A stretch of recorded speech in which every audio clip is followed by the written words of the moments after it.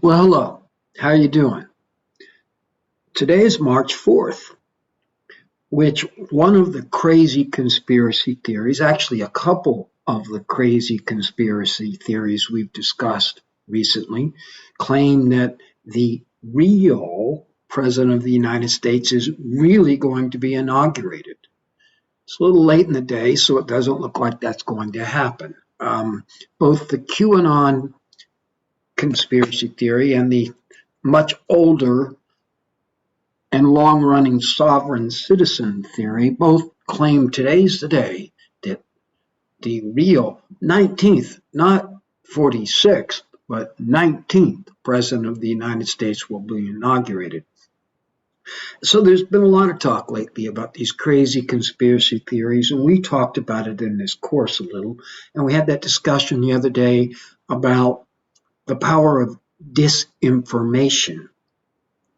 And I don't disagree with that at all. Disinformation is a big deal in these crazy conspiracy theories, but it's not. But I want to present a further point, a point that comes from the fact that I have been known to teach another course called Critical Thinking, which is a course in the curriculum that many of you have had to take, and a lot of you probably didn't take very seriously. But I have come to believe that it is a course that should be taught quite probably in high school to everybody, and definitely is a prerequisite, I think, to continuing your college studies after your freshman year in college. Critical thinking is the problem with these conspiracy theories because it's not just disinformation, that is, bad facts, it's bad logic. I want to talk about that. Bad logic. Okay, now there's a lot of different components to these conspiracy theories, lots of different claims. And these claims not only make factual claims, but they connect together in various patterns of supposed reasoning. They fit together. They're not just random quote facts. There's an explanation of how those facts work. There's an alleged logic to these theories, and it's the logic I would like to focus on. Because you see, here's the difference between bad facts and bad logic. Facts are contingent. I have blue eyes. I have a brother, full blood brother, same mother, same father, who has brown eyes. It's contingent. It's an accident that I have blue and he has brown. It could well have turned out the other way. He would be the one with blue eyes and I the one with brown. It just didn't happen that way. Now, many of these facts that these conspiracy theories rely on are pretty implausible facts. But I think we can't simply rely on their implausibility or even on that there's no evidence for these facts. I think we need to focus on the fact that when they string these facts together into a theory, the logic breaks down. We need to look at the logic. What is the logic behind this theory? And I'm going to focus on one small part of the QAnon complex of craziness. And there are many, many parts I could focus on, but I'm going to focus on one small thing, the so-called plan. See, now, when this Q information first started going out there, this person Q was supposed to be somebody deeply embedded in some secret bowels of the government who was sharing the secret plan to get rid of all those evil pedophile monsters that are secretly and really running the world. Okay, I want you to put aside all your lack of ability to even grasp how anyone could believe those facts or those alleged facts. And let's not talk about that. Let's not talk about how unbelievable and ridiculous these facts are, but let's talk about the logic of the position taken. The Q people argued that, or they believe that Q was telling them that our former president was part of a small group of people who are at the head of this plan to get rid of all these evil pedophiles, and that this plan was going to work out in a certain particular way, culminating in mass arrests and military tribunals and all this kind of stuff. Let's focus on the logic of what they're saying. First, they're saying that this plan, which is being put out on the internet by Q, is a secret plan, but it's not secret at all since it's on the internet and everyone can see it. If some random person in Plano, Texas can see this plan on the internet, then certainly all the high and muckety-muck powerful pedophiles running the world could see the same thing and know exactly what is coming, supposedly. And yet, despite this plan being public information, they're telling you what they're going to do. It supposedly was going to happen inevitably and with absolute certainty. Now, when we talk about inevitable, inescapable plans coming to fruition, nothing can change it.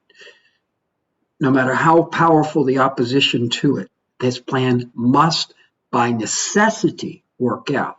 Not that it's likely to work out, but it is absolutely certain to work out. When we're talking about inevitability, the only basis for a plan that's inevitable is that the planner must be all-knowing and all-powerful. See, the only inevitable plans people typically believe in are the plans of a divine being, God.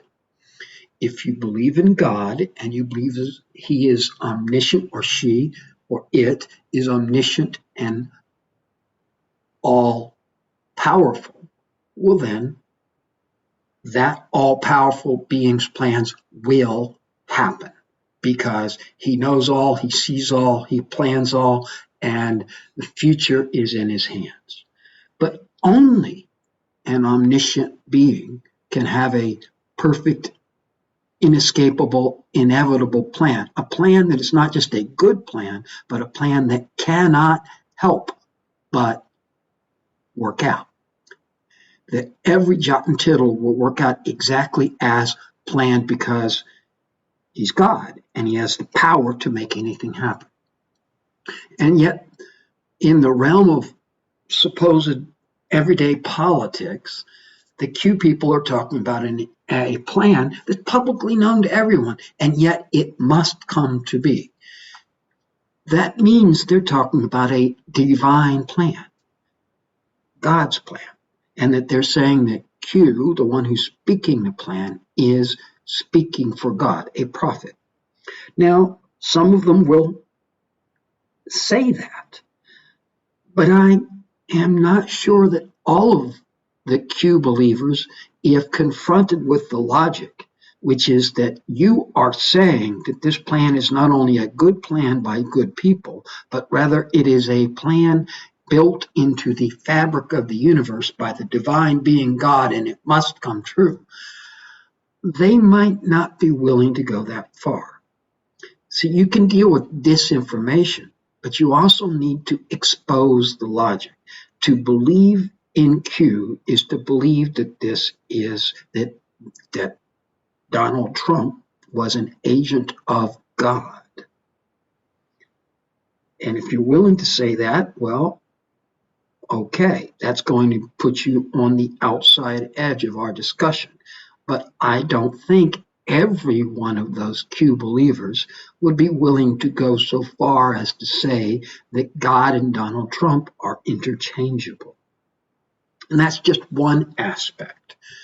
this sovereign citizen thing that's going on right now, that's always been around, actually, been around for a long time, but which has been somewhat absorbed into Q, has a bunch of rather convoluted thinking that somehow in 1871 our country stopped being a country and became a corporation. I've never quite understood all this, and someday I plan to try to do a deep dive into it out of curiosity. But there is some belief that we're not really a country anymore, that our legal system is not really the law anymore. What is the logic of that? That there is a law that doesn't have any impact on our lives, and that this not really law, which we can see quite plainly, does in fact organize our social relations.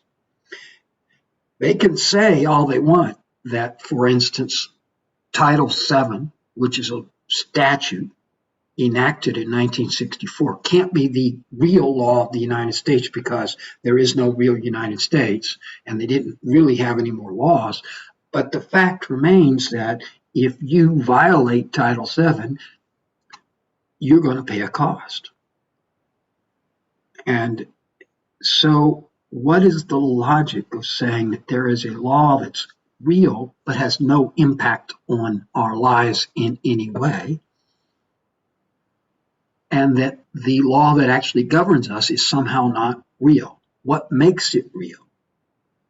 Does law exist in some plane of being apart from our social relationships? Are you willing to say that? If so, you need to explain what you mean by it. But most people would be hard-pressed, is forced to look at the logic to say that law has nothing to do with the reality of our social relationships. What I'm saying is that as much as we want to attack disinformation, we can't stop with simply saying you've got your facts wrong. We need to dig into the logic of the arguments and show where they're either incoherent or beyond, or that these arguments are predicated on hidden premises that most people would find too implausible to ever accept. We must dig into the logic. And this is my pitch for the absolute necessity of a critical thinking course in every educational plan. Full stop. Thank you.